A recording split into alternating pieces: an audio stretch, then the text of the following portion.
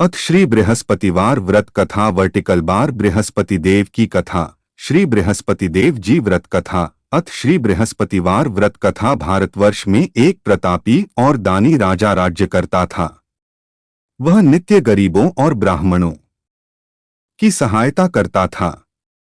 यह बात उसकी रानी को अच्छी नहीं लगती थी। वह न ही गरीबों को दान देती, न ही भगवान का पूजन करती थी और राजा को भी दान देने से मना किया करती थी। एक दिन राजा शिकार खेलने वन को गए हुए थे, तो रानी महल में अकेली थी। उसी समय बृहस्पति देव साधु वेश में राजा के महल में भिक्षा के लिए गए और भिक्षा मांगी। रानी ने भिक्षा देने से इनकार किया और कहा, हे साधु महाराज, मैं तो दान पुण्य से तंग आ गई। मेरा पति सारा धन लुटाते रहते हैं।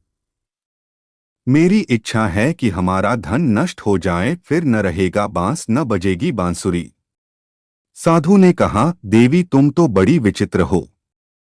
धन संतान तो सभी चाहते हैं, पुत्र और लक्ष्मी तो पापी के घर भी होने चाहिए। यदि तुम्हारे पास अधिक धन है तो भूखों को भोजन दो, प्यासों के लिए प्याऊ बनवाओ, मुसाफिरों के लिए धर्मशालाएं खुलवाओ। जो निर्धन अपनी कुंवारी कन्याओं का विवाह नहीं कर सकते, उनका विवाह करा दो। ऐसे और कई काम हैं जिनके करने से तुम्हारा यश लोक परलोक में फैलेगा। परंतु रानी पर उपदेश का कोई प्रभाव न पड़ा। वह बोली, महाराज आप मुझे कुछ न समझाएं। मैं ऐसा धन नहीं चाहती जो हर जगह बांटती फिरूं। साधु ने उत्तर दिया, यदि तुम्हारी ऐसी इच्छा है तो तथास्तु। तुम ऐसा करना कि बृहस्पतिवार को घर लीपकर पीली मिट्टी से अपना सिर धोकर स्नान करना, भट्टी चढ़ाकर कपड़े धोना। ऐसा करने से आपका सारा धन नष्ट हो जाएगा। इतना कहकर वह साधु महाराज वहां से आलोप हो गए। साधु के अनुसार कही बातों को पूरा करते हुए रानी को केवल 3 बृहस्पतिवार ही बीते थे कि उसकी समस्त धन संपत्ति नष्ट हो गई। भोजन के लिए राजा का परिवार तरसने लगा। तब एक दिन राजा ने रानी से बोला कि हे रानी, तुम यहीं रहो, मैं दूसरे देश को जाता हूं, क्योंकि यहां पर सभी लोग मुझे जानते हैं। इसलिए मैं कोई छोटा कार्य नहीं कर सकता। ऐसा कहकर राजा परदेश चला गया। वहां वह जंगल से लकड़ी काटकर लाता और शहर में बेचता। इस तरह वह अपना जीवन व्यतीत करने लगा। इधर राजा के परदेश जाते ही रानी और दासी दुहखी रहने लगी। एक बार जब रानी और दासी को 7 दिन तक बिना भोजन के रहना पड़ा, तो रानी ने अपनी दासी से कहा, हे दासी, पास ही के नगर में मेरी बहन रहती है। वह बड़ी धनवान है। तू उसके पास जा और कुछ ले आ, ताकि थोड़ी बहुत गुजर बसर हो जाए। दासी रानी की बहन के पास गई। उस दिन गुरुवार था और रानी की बहन उस समय बृहस्पतिवार व्रत की कथा सुन रही थी। दासी ने रानी की बहन को अपनी रानी का संदेश दिया, लेकिन रानी की बड़ी बहन ने कोई उत्तर नहीं दिया। जब दासी को रानी की बहन से कोई उत्तर नहीं मिला तो वह बहुत दुखी हुई और उसे क्रोध भी आया। दासी ने वापस आकर रानी को सारी बात बता दी। सुनकर रानी ने अपने भाग्य को कोसा। उधर रानी की बहन ने सोचा कि मेरी बहन की दासी आई थी, परंतु मैं उससे नहीं बोली, इससे वह बहुत दुखी हुई होगी। कथा सुनकर और पूजन समाप्त करके वह अपनी बहन के घर आई और कहने लगी, हे बहन, मैं बृहस्पतिवार का व्रत कर रही थी। तुम्हारी दासी मेरे घर आई थी, परंतु जब तक कथा होती है तब तक न तो उठते हैं और न ही बोलते हैं, इसलिए मैं नहीं बोली। कहो दासी क्यों गई थी? रानी बोली, बहन तुमसे क्या छिपाऊं, हमारे घर में खाने तक को अनाज नहीं था। ऐसा कहते कहते रानी की आंखें भर आई। उसने दासी समेत पिछले 7 दिनों से भूखे रहने तक की बात अपनी बहन को विस्तार पूर्वक सुना दी। रानी की बहन बोली, देखो बहन, भगवान बृहस्पति देव सबकी मनोकामना को पूर्ण करते हैं। देखो, शायद तुम्हारे घर में अनाज रखा हो। पहले तो रानी को विश्वास नहीं हुआ, पर बहन के आग्रह करने पर उसने अपनी दासी को अंदर भेजा तो उसे सचमुच अनाज से भरा एक घड़ा मिल गया। यह देखकर दासी को बड़ी हैरानी हुई। दासी रानी से कहने लगी, हे रानी, जब हमको भोजन नहीं मिलता तो हम व्रत ही तो करते हैं, इसलिए क्यों न इनसे व्रत और कथा की विधि पूछ ली जाए ताकि हम भी व्रत कर सकें। तब रानी ने अपनी बहन से बृहस्पतिवार व्रत के बारे में पूछा। उसकी बहन ने बताया, बृहस्पतिवार के व्रत में चने की दाल और मुनक्का से विष्णु भगवान का केले की जड़ में पूजन करें तथा दीपक जलाएं, व्रत कथा सुने और पीला भोजन ही करें। इससे बृहस्पति देव प्रसन्न होते हैं। व्रत और पूजन विधि बताकर रानी की बहन अपने घर को लौट गई। 7 दिन के बाद जब गुरुवार आया तो रानी और दासी ने व्रत रखा। घुड़साल में जाकर चना और गुड़ लेकर आईं। फिर उससे केले की जड़ तथा विष्णु भगवान का पूजन किया। अब पीला भोजन कहाँ से आए, इस बात को लेकर दोनों बहुत दुखी थे। चूंकि उन्होंने व्रत रखा था, इसलिए बृहस्पति देव उनसे प्रसन्न थे।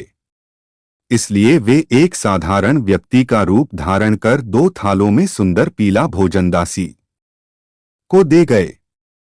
भोजन पाकर दासी प्रसन्न हुई और फिर रानी के साथ मिलकर भोजन ग्रहण किया। उसके बाद वे सभी गुरुवार को व्रत और पूजन करने लगी। बृहस्पति भगवान की कृपा से उनके पास फिर से धन संपत्ति आ गई, परंतु रानी फिर से पहले की तरह आलस्य करने लगी। तब दासी बोली, देखो रानी, तुम पहले भी इस प्रकार आलस्य करती थी। तुम्हें धन रखने में कष्ट होता था, इस कारण सभी धन नष्ट हो गया, और अब जब भगवान बृहस्पति की कृपा से धन मिला है तो तुम्हें फिर से आलस्य होता है। रानी को समझाते हुए दासी कहती है कि बड़ी मुसीबतों के बाद हमने यह धन पाया है, इसलिए हमें दान पुण्य करना चाहिए, भूखे मनुष्यों को भोजन कराना चाहिए और धन को शुभ कार्यों में खर्च करना चाहिए, जिससे तुम्हारे कुल का यश बढ़ेगा, स्वर्ग की प्राप्ति होगी और पितृ प्रसन्न होंगे। दासी की बात मानकर रानी अपना धन शुभ कार्यों में खर्च करने लगी, जिससे पूरे नगर में उसका यश फैलने लगा। बृहस्पतिवार व्रत कथा के बाद श्रद्धा के साथ आरती की जानी चाहिए। इसके बाद प्रसाद बांटकर उसे ग्रहण करना चाहिए। एक दिन राजा दुखी होकर जंगल में एक पेड़ के नीचे आसन जमाकर बैठ गया। वह अपनी दशा को याद करके व्याकुल होने लगा। बृहस्पतिवार का दिन था। एकाएक उसने देखा कि निर्जन वन में एक साधु प्रकट हुए। वह साधु वेश में स्वयं बृहस्पति देवता थे। लकड़हारे के सामने आकर बोले, हे लकड़हारे, इस सुनसान जंगल में तू चिंता मग्न क्यों बैठा है? लकड़हारे ने दोनों हाथ जोड़कर प्रणाम किया और उत्तर दिया, महात्मा जी, आप सब कुछ जानते हैं, मैं क्या कहूं? यह कहकर रोने लगा और साधु को अपनी आत्मकथा सुनाई। महात्मा जी ने कहा, तुम्हारी स्त्री ने बृहस्पति के दिन बृहस्पति भगवान का निरादर किया है, जिसके कारण रुष्ट होकर उन्होंने तुम्हारी यह दशा कर दी। अब तुम चिंता को दूर करके मेरे कहने पर चलो तो तुम्हारे सब कष्ट दूर हो जाएंगे और भगवान पहले से भी अधिक संपत्ति देंगे। तुम बृहस्पति के दिन कथा किया करो। 2 पैसे के चने मुनक्का लाकर उसका प्रसाद बनाओ और शुद्ध जल से लोटे में शक्कर मिलाकर अमृत तैयार करो। कथा के पश्चात अपने सारे परिवार और सुनने वाले प्रेमियों में अमृत व प्रसाद बांटकर आप भी ग्रहण करो। ऐसा करने से भगवान तुम्हारी सब मनोकामनाएं पूरी करेंगे। साधु के ऐसे वचन सुनकर लकड़हारा बोला, हे प्रभु, मुझे लकड़ी बेचकर इतना पैसा नहीं मिलता जिससे भोजन के उपरांत कुछ बचा सकूं। मैंने रात्रि में अपनी स्त्री को व्याकुल देखा है। मेरे पास कुछ भी नहीं जिससे मैं उसकी खबर मंगा सकूं। साधु ने कहा थे, लकड़हारे, तुम किसी बात की चिंता मत करो। बृहस्पति के दिन तुम रोजाना की तरह लकड़ियां लेकर शहर को जाओ। तुमको रोज से दुगुना धन प्राप्त होगा, जिससे तुम भली भांति भोजन कर लोगे तथा बृहस्पति देव की पूजा का सामान भी आ जाएगा। इतना कहकर साधु अंतर्ध्यान हो गए। धीरे धीरे समय व्यतीत होने पर फिर वही बृहस्पतिवार का दिन आया। लकड़हारा जंगल से लकड़ी काटकर किसी शहर में बेचने गया। उसे उस दिन और दिन से अधिक पैसा मिला। राजा ने चना गुड़ आदि लाकर गुरुवार का व्रत किया। उस दिन से उसके सभी क्लेश दूर हुए, परंतु जब दोबारा गुरुवार का दिन आया तो बृहस्पतिवार का व्रत करना भूल गया। इस कारण बृहस्पति भगवान नाराज हो गए। उस दिन उस नगर के राजा ने विशाल यज्ञ का आयोजन किया तथा शहर में यह घोषणा करा दी कि कोई भी मनुष्य अपने घर में भोजन न बनावे न आग जलावे, समस्त जनता मेरे यहाँ भोजन करने आवे। इस आज्ञा को जो न मानेगा उसे फांसी की सजा दी जाएगी। इस तरह की घोषणा संपूर्ण नगर में करवा दी गई। राजा की आज्ञानुसार शहर के सभी लोग भोजन करने गए, लेकिन लकड़हारा कुछ देर से पहुंचा, इसलिए राजा उसको अपने साथ घर लिवा ले गए और ले जाकर भोजन करा रहे थे। तो रानी की दृष्टि उस खूंटी पर पड़ी जिस पर उसका हार लटका हुआ था। वह वहां पर दिखाई नहीं दिया। रानी ने निश्चय किया कि मेरा हार इस मनुष्य ने चुरा लिया है। उसी समय सिपाहियों को बुलाकर उसको कारागार में डलवा दिया। जब लकड़हारा कारागार में पड़ गया और बहुत दुखी होकर विचार करने लगा कि न जाने कौन से पूर्व जन्म के कर्म से मुझे यह दुख प्राप्त हुआ है, और उसी साधु को याद करने लगा जो कि जंगल में मिला था। उसी समय तत्काल बृहस्पति देव साधु के रूप में प्रकट हुए और उसकी दशा को देखकर कहने लगे, अरे मूर्ख, तूने बृहस्पति देव की कथा नहीं करी, इस कारण तुझे दुख प्राप्त हुआ है। अब चिंता मत कर, बृहस्पतिवार के दिन कारागार के दरवाजे पर 4 पैसे पड़े मिलेंगे। उनसे तू बृहस्पति देव की पूजा करना, तेरे सभी कष्ट दूर हो जाएंगे। बृहस्पति के दिन उसे 4 पैसे मिले। लकड़हारे ने कथा कही। उसी रात्रि को बृहस्पति देव ने उस नगर के राजा को स्वप्न में कहा, हे राजा, तुमने जिस आदमी को कारागार में बंद कर दिया है वह निर्दोष है। वह राजा है, उसे छोड़ देना। रानी का हार उसी खूंटी पर लटका है। अगर तू ऐसा नहीं करेगा तो मैं तेरे राज्य को नष्ट कर दूंगा। इस तरह रात्रि के स्वप्न को देखकर राजा प्रातःकाल उठा और खूंटी पर हार देखकर लकड़हारे को बुलाकर क्षमा मांगी तथा लकड़हारे को योग्य सुंदर वस्त्राभूषण देकर विदा कर दिया। बृहस्पति देव की आज्ञानुसार लकड़हारा अपने नगर को चल दिया। राजा जब अपने नगर के निकट पहुंचा तो उसे बड़ा आश्चर्य हुआ। नगर में पहले से अधिक बाग, तालाब, कुएं तथा बहुत सी धर्मशाला, मंदिर आदि बन गई हैं। राजा ने पूछा, यह किसका बाग और धर्मशाला है? तब नगर के सब लोग कहने लगे, यह सब रानी और बांदी के हैं। तो राजा को आश्चर्य हुआ और गुस्सा भी आया। जब रानी ने यह खबर सुनी कि राजा आ रहे हैं तो उन्होंने बांदी से कहा कि हे दासी, देख राजा हमको कितनी बुरी हालत में छोड़ गए थे। हमारी ऐसी हालत देखकर वह लौट न जाएं, इसलिए तू दरवाजे पर खड़ी हो जा। आज्ञानुसार दासी दरवाजे पर खड़ी हो गई। राजा आए तो उन्हें अपने साथ लिवा लाई। तब राजा ने क्रोध करके अपनी रानी से पूछा कि यह धन तुम्हें कैसे प्राप्त हुआ है? तब उन्होंने कहा, हमें यह सब धन बृहस्पति देव के इस व्रत के प्रभाव से प्राप्त हुआ है। राजा ने निश्चय किया कि 7 रोज बाद तो सभी बृहस्पति देव का पूजन करते हैं, परंतु मैं प्रतिदिन दिन में 3 बार कहानी तथा रोज व्रत किया करूंगा। अब हर समय राजा के दुपट्टे में चने की दाल बंधी रहती तथा दिन में 3 बार कहानी कहता। एक रोज राजा ने विचार किया कि चलो अपनी बहन के यहाँ हो आवें। इस तरह निश्चय कर राजा घोड़े पर सवार हो अपनी बहन के यहाँ को चलने लगा। मार्ग में उसने देखा कि कुछ आदमी एक मुर्दे को लिए जा रहे हैं। उन्हें रोककर राजा कहने लगा, अरे भाइयों, मेरी बृहस्पति देव की कथा सुन लो। वे बोले, लो, हमारा तो आदमी मर गया है, इसको अपनी कथा की पड़ी है। परंतु कुछ आदमी बोले, अच्छा कहो, हम तुम्हारी कथा भी सुनेंगे।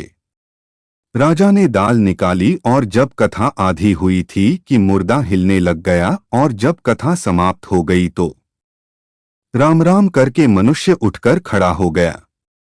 आगे मार्ग में उसे एक किसान खेत में हल चलाता मिला। राजा ने उसे देख और उससे बोले, अरे भैया, तुम मेरी बृहस्पतिवार की कथा सुन लो।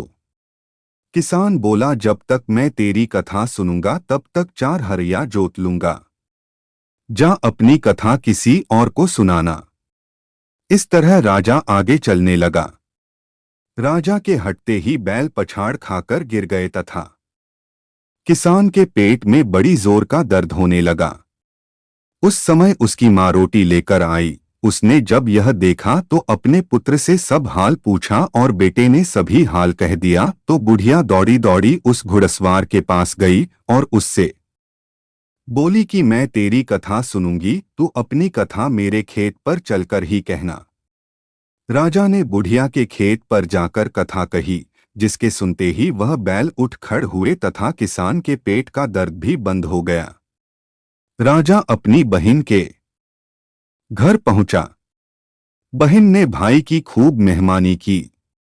दूसरे रोज प्रातःकाल राजा जगा तो वह देखने लगा कि सब लोग भोजन कर रहे हैं। राजा ने अपनी बहन से कहा, ऐसा कोई मनुष्य है जिसने भोजन नहीं किया हो, मेरी बृहस्पतिवार की कथा सुन ले। बहन बोली, हे भैया, यह देश ऐसा ही है कि पहले यहाँ लोग भोजन करते हैं, बाद में अन्य काम करते हैं। अगर कोई पड़ोस में हो तो देखाऊं। वह ऐसा कहकर देखने चली गई, परंतु उसे कोई ऐसा व्यक्ति नहीं मिला जिसने भोजन न किया हो। अथवा एक कुम्हार के घर गई जिसका लड़का बीमार था। उसे मालूम हुआ कि उनके यहाँ 3 रोज से किसी ने भोजन नहीं किया है। रानी ने अपने भाई की कथा सुनने के लिए कुम्हार से कहा, वह तैयार हो गया। राजा ने जाकर बृहस्पतिवार की कथा कही, जिसको सुनकर उसका लड़का ठीक हो गया। अब तो राजा की प्रशंसा होने लगी। एक रोज राजा ने अपनी बहन से कहा कि हे बहन, हम अपने घर को जाएंगे, तुम भी तैयार हो जाओ। राजा की बहन ने अपनी सास से कहा। सास ने कहा, हाँ चली जा, परंतु अपने लड़कों को मत ले जाना क्योंकि तेरे भाई के कोई औलाद नहीं है। बहन ने अपने भैया से कहा, है भैया, मैं तो चलूंगी पर कोई बालक नहीं जाएगा। राजा बोला, जब कोई बालक नहीं चलेगा तब तुम ही क्या करोगी। बड़े दुखी मन से राजा अपने नगर को लौट आया। राजा ने अपनी रानी से कहा, हम निर्वंशी हैं, हमारा मुंह देखने का धर्म नहीं है और कुछ भोजन आदि नहीं किया। रानी बोली, हे प्रभु, बृहस्पति देव ने हमें सब कुछ दिया है, वह हमें औलाद अवश्य देंगे। उसी रात को बृहस्पति देव ने राजा से स्वप्न में कहा, हे राजा, उठ, सभी सोच त्याग दे, तेरी रानी गर्भ से है। राजा की यह बात सुनकर बड़ी खुशी हुई। 9वें महीने में उसके गर्भ से एक सुंदर पुत्र पैदा हुआ। तब राजा बोला, हे रानी, स्त्री बिना भोजन के रह सकती है पर बिना कहे नहीं रह सकती। जब मेरी बहन आवे तुम उससे कुछ कहना मत। रानी ने सुनकर हाँ कर दिया। जब राजा की बहन ने यह शुभ समाचार सुना तो वह बहुत खुश हुई तथा बधाई लेकर अपने भाई के यहाँ आई। तभी रानी ने कहा, घोड़ा चढ़कर तो नहीं आई, गधा चढ़ी आई। राजा की बहन बोली, भाभी मैं इस प्रकार न कहती तो तुम्हें औलाद कैसे मिलती।